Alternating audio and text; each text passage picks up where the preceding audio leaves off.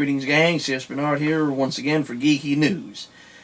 I'm aware I've been away for quite a while, longer than what I intended to, but you have to understand several things. Not least of which, of course, to understand that the background's changed for a bit. Anyway, I was going to go ahead and update back in January, but my computer crashed on me at the time, so I had to go a month without, a lot of computer benefits on that one. However, here I am once again, and first I'm going to apologize. I said I was going to talk about the Sonic the Hedgehog comic books, but I think I'm going to forego that, especially since I'm now kind of 2 months behind on that, and I'm doing more work with text-based and comic book items on Tumblr. I have a Tumblr. Just look CS Bernard on Tumblr, and you'll find my reviews there on that.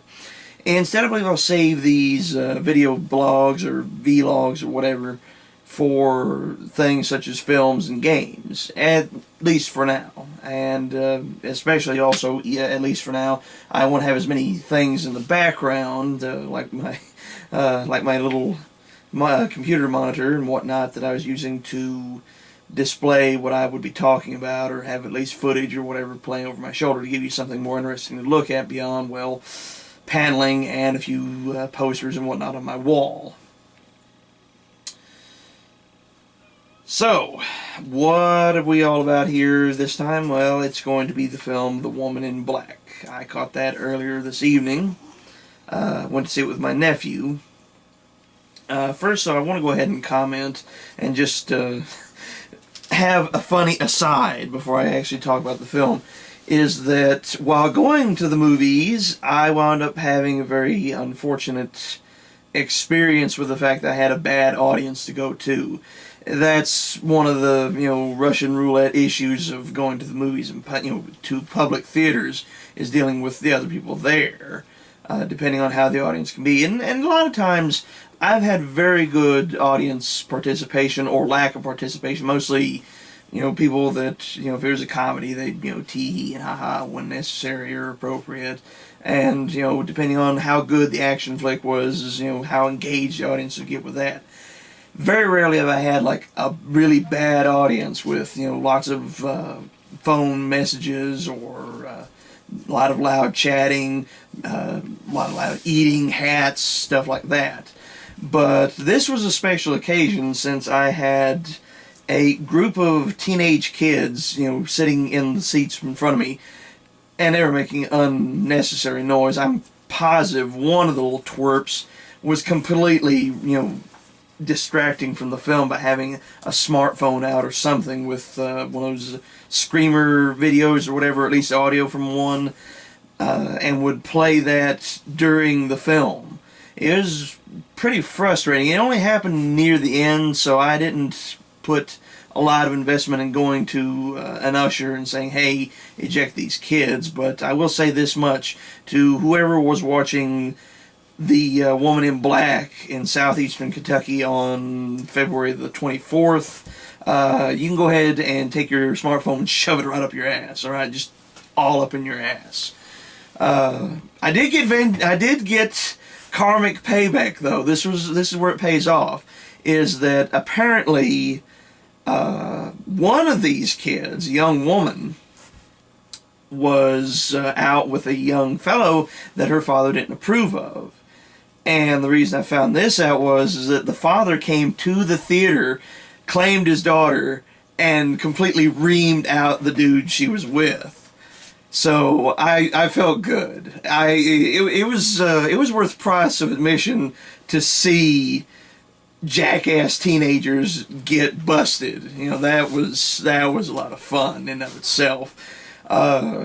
Fortunately, it didn't distract too much from the movie, but it was very strong. A more impatient person would have definitely gotten mad, stormed out, or gone to an usher.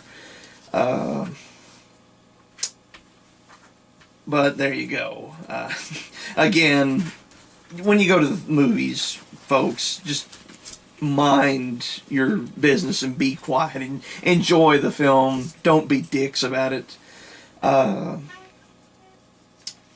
And really, though, I do want to go ahead and say, sir, father, whoever you were, power to you, man. Just more power to you. I know that's completely throwing off on, young teenage love and all that, but trust me, a lot of these teenage boys and girls, they don't know what the hell they're doing. They need the hose, like cold shower sprayed on them. They need that. So, more power to that dad, wherever you are, sir. Just thumbs up.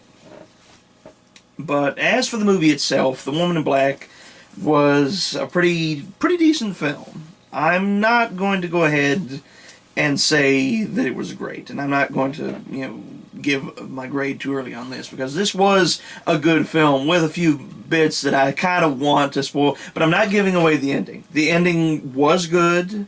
I'm not going to spoil it for you.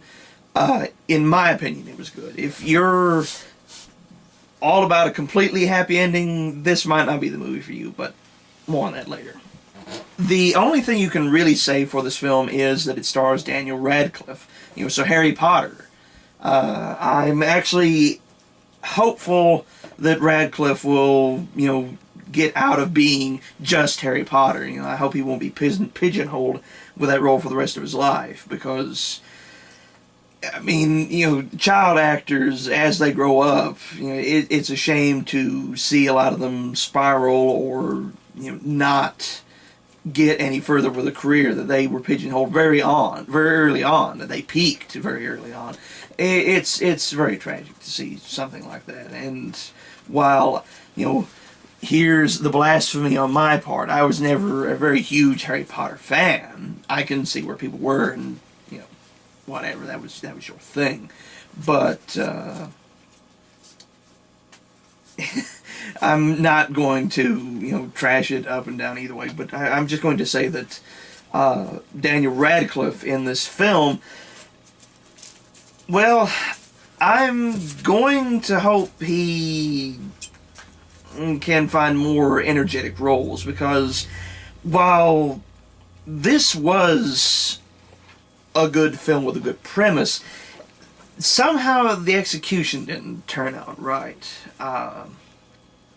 There were some moments that were just plain, knee-slappingly funny, and some that were genuinely subtle and scary. And God, one thing that will annoy the piss out of, a real scary film kind of person, somebody that really enjoys them and enjoys setting an atmosphere of horror and suspense, is a jump scare. I hate the booga booga booga jump scares that come in a lot of films nowadays, and you can't really escape them. They're standard fare. We kind of got stuck with them, left over from the slasher flicks back in the 1980s. Don't get me wrong, jump scares have been a staple of horror since, well, stage and theater became something in and of themselves, that you could do that and have a jump scare, as opposed to scary stories and such like that. For instance, jump scares around the campfire tales, so that by the end of the story you have somebody go ahead and there, or hanging on the doorknob was a rusty hook, blah, and all that. With a lot of cinema these days, if they overuse the jump scare card for me, I don't really go for it. I cracked up at the fact that they had a crow, or it would have been more interesting if it was a raven. It would have been very Edgar Allan Poe-ish, and that's kind of the vibe this film went for. It was definitely a very Victorian era Edgar Allan Poe Nevermore type thing. It very much felt like it. The concepts of vengeful spirits and such like that, which is what The Woman in Black is. It's a recurring type of scary ghost, just pure vengeance. It's the type of demonic spirit that a very bitter spirit can become. And this was very well done. In terms of just forcing, and that's how it goes, as we're told, very blunt force expository dialogue. The woman in black forces death to occur, specifically to children. I'll go ahead and give that away, in that the woman in black is in fact a mother who lost her own child, and through vengeance from beyond the grave kills other children. It's very arbitrary in the fact that if anyone sees her, a child will die regardless. It would have been better explained or delved into if they had explained that she is kind of led by, if someone comes to Eelmarsh House, the haunted house where the main focus is set, if someone comes to the house and kind of through their presence brings her with them, if they explained it like that, that would be more interesting. The concept of meddling in things you shouldn't, rather than just if anybody whatsoever catches a glimpse of her at Eelmarsh House, then oh no, a child is going to die, period.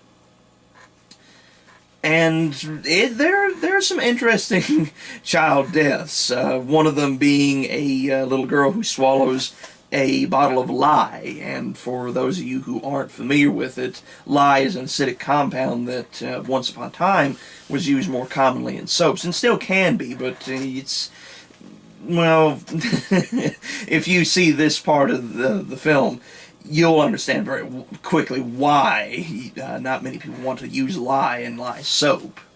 But I digress. Again, the story is that Daniel Radcliffe plays an attorney, Arthur Kipps, who comes up from London, England, to the northern part of England. I want to think somewhere on the borderlands between Scotland and England, because there are a lot of locals who speak with a Scottish accent, and the wealthiest man in the region, a well-to-do landlord, one would assume, or very well-to-do businessman, speaks with a very clear English accent. So you kind of would want to think it's one of those things dating way back down through English history, blah blah blah, about English landlords and Scottish tenants, tenant farmers. But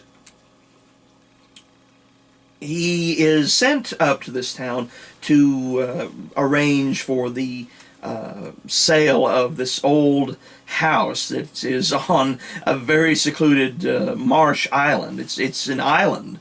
It's completely surrounded by these very vast stretches of swampy, mucky, murky marshland. And it's while these things exist, it's almost kind of comical in the fact that it's just wide open. It almost looks exactly like the ocean, which, again, these places exist, but it would have been more interesting to at least have it more of a swampy, hilly kind of thing, the moors of Scotland. If you've ever seen pictures of moors, you kind of understand what I mean. They're more not exactly like an American southern bayou swamp, but, they're more in line with that. It would have definitely made for more interesting issues of seeing things that weren't there. They kind of toy with it with, fog rolling in from the ocean, but it's iffy at the very least. And, of course, you only get really good, not even very good. A lot of the jump scares didn't spook me. There were moments, though, of suspense that did have me creeped out. As aforementioned, though, I also had, chatty dickhead teenagers ruining the atmosphere for me. But I digress. As it stands, Kipps, because he does go up to Eelmarsh House, he does eventually attract the attention of the woman in black, who, after he sees her and continues to see her, she acts as a kind of death figure going around killing the children of the nearby town. And in a lot of cases, at least with the girl with the lye soap, there are other instances there where seeing her just imperiously stare at these kids and mentally force them to kill themselves is how she does it. it doesn't work somehow. If I were to comment and say how you could have made this better, is if she was present in other things, such as the crow that we saw earlier, that suddenly a flock or a murder of crows had attacked these kids. That would be more interesting. Or a big black dog, or any number of things like that. Not to, of course, throw off on the color of black, but these would play off on legends of the United Kingdom, where you do have large hellhound type dogs in fairy tale and folklore that do symbolize death. That they don't necessarily cause it themselves, but they're omens of death. That would have been more interesting. And the final child death at the end of the movie is, I'm not going to go into great detail of who and how it goes about, but I will say that a train is involved. That's what I'm saying. Things like industrial accidents, that the woman in black is more of an omen rather than a physically commanding spirit. That ruins it for me. If it doesn't set up a kind of subtle suspense. It's like you've seen the woman in black, and it's like, oh God, what's going to happen to this poor child? Instead, we have child suicide is what it amounts to, and that's creepy. I mean, it's kids, but I don't know, it's just ridiculous, especially with the way it's played out. The kids act like that they're her prisoner once they're dead. They become stuck at Eel Marshhouse's island. They kind of warn people. There's actually several moments with, I'm going to call her, I can't remember her name, but she's the wife of the only person in the town that wants to have anything to do with Kipps. The townsfolk, of course, are all a united community against Kipps because they feel he has brought the curse of the woman in black on them.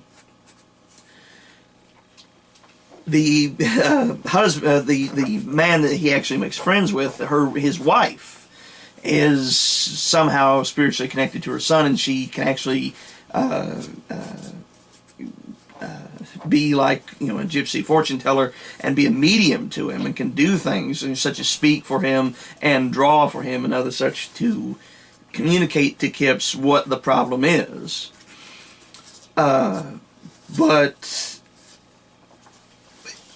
how? I mean, at various points in the film, the kids act more under her command rather than that. There's a lot of cosmological, theological issues that just break down in all this. And that's what throws me off, is it doesn't really make much sense when you think about it. I mean, one of the biggest things that blew my mind is that they go ahead and say that what causes the woman in black to do what she does is the loss of her own son. And they say, well, the body was lost in the marshes around the island, so no surprise. But the thing about it is, how could they not have found this kid? The carriage that he was in, that was lost control of it and crashed into the marshes, it was just a few feet from the main road, and it only took a car to pull it out. Again, this is more like Edwardian era, maybe, that you would have cars, and they use a car to pull the carriage out mostly. And I think to myself, I was like, well, how could they not found that body? They put a cross literally 2 feet away from where this carriage is, and the marsh is shown as being very difficult to get out into. No! How could these townsfolk not have fished out the body? They could have. I mean, obviously they're well knit enough that when Kipps shows up, they can all be a collective bunch of assholes to him, but they couldn't have found this kid. Why? I mean, just hook up a team of draft horses, man, and pull that little bastard out. It would have been no problem. But whatever, we had to have certain motivation and all that. I'm just, disappointed by that fact, though. Still, I do enjoy this woman, the medium woman. I want to call her the crazy dog woman, because she has two dogs that she treats as surrogate children, and it's funny to me. It's meant to be tragic, and it is kind of sad. I mean, like, you can kind of relate to somebody that lost a child, and so they put all their love and affection into something else. In this case, dogs. But what cracked me and my nephew up while watching this movie was the fact that there's a scene where this woman completely flips her shit at dinner, And I encourage you to see it for this scene alone. She flips her shit, gets a dinner knife, and starts carving the hell out of the table, And to stop her, her husband starts calling for the butler, shouting, bring the medication. The medication, as it turns out, is ether. You just bring ether, slopped in a rag, smother her out. Smother her. Dude, even in the Edwardian era, we would have known, ether's ether. It's anesthesia, not fucking medication. Just, wow. And, after this little episode, though, everything's cool, Sure, Kibbs is freaked out, and I don't blame him, but, for the rest of that, we treat it like, eh. But, that was pretty hilarious. The other things, though, that got me about the film, though, was that it was well done. And I do dig on the whole premise of the woman in black as being an evil curse figure. That's fine. Again, this is something that you can find in all sorts of folklore dating back to the Stone Age and even up to now, with stories just like this, as it's retold in the film, of vengeful, mother spirits that have become demonic in their desire to get back their child, or in this case, to spread misery, to cause loss to others, in exchange for the loss that they've suffered.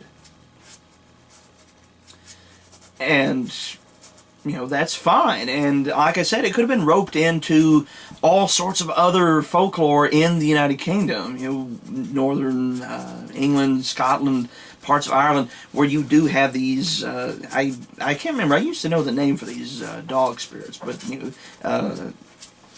the concept of omen creatures that, bring death or cause death, rather than, what they did in the film, where just through imperious command she causes death. What, really? Anyway, the premise of the film is okay, and I had mentioned earlier about Radcliffe and his performance, and I hope that he does break out of the Harry Potter role, but this won't be one of them. Mostly because I feel he underperforms. Whenever he's scared, it's about the same as he is all the rest of the time. And I know that, we established very early on, he's a very depressed man. He's been depressed ever since the loss of his wife, which, bam, hit on you right in the start of the film, and all he has left is, of course, his son. But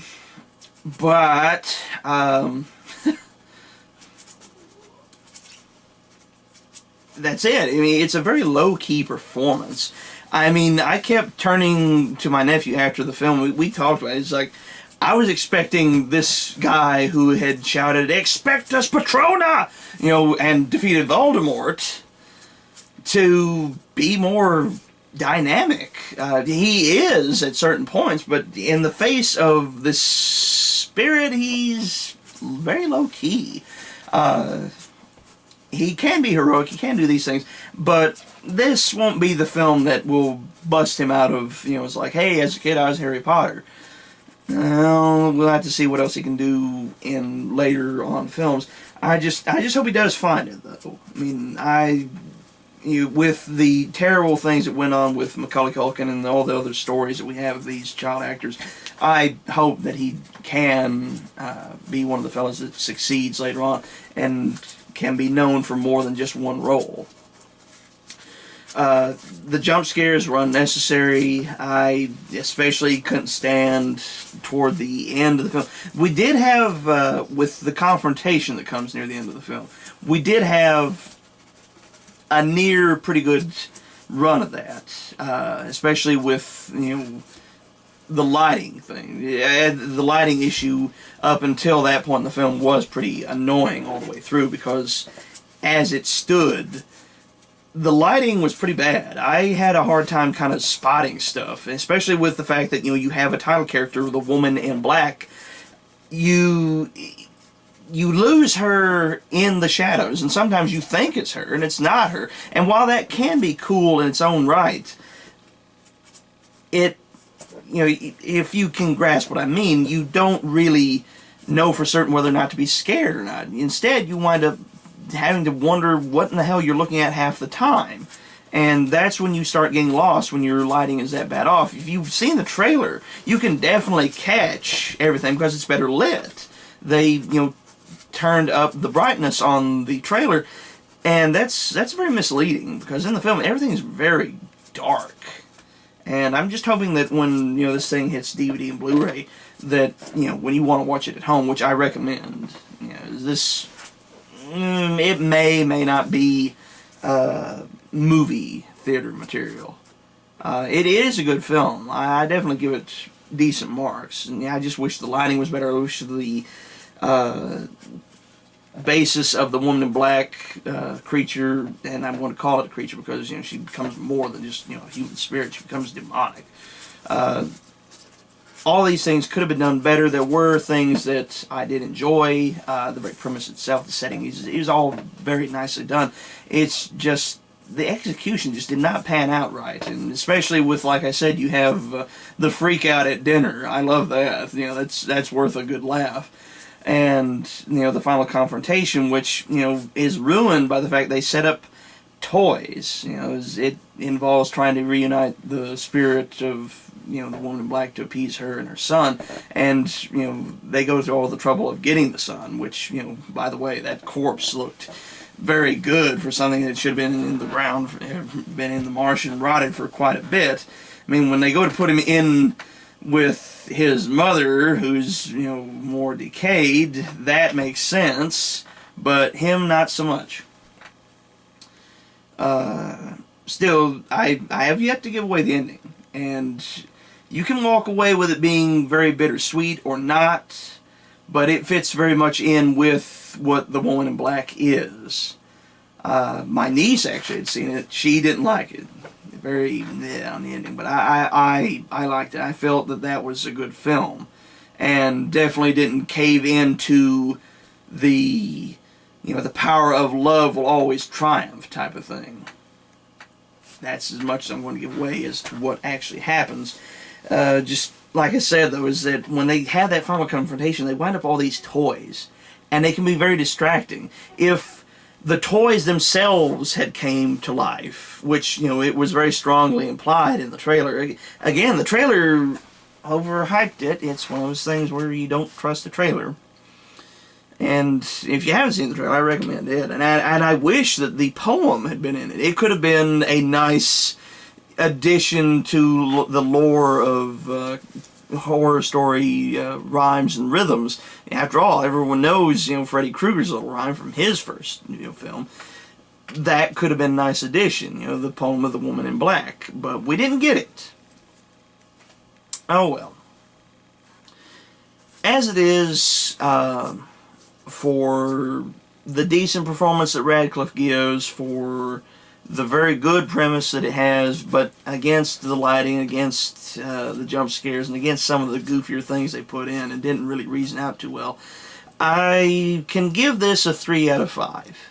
It's a good middle-of-the-road film. It's good, for a group thing. And if you're into scary films in general, it's something you'd want to go see. But I'm not going to tout it as what, they want to act like, the scariest movie of the year. And I'm sure that we'll have more scary films, much scarier films before the year 2012 is out. I mean, we're just in February, for goodness sakes. Anyway, this is C.S. Bernard. I'm realizing I'm running up to the half-hour mark. I'll keep coming back when I can. Till then, Peace out and take care of yourselves. See you later.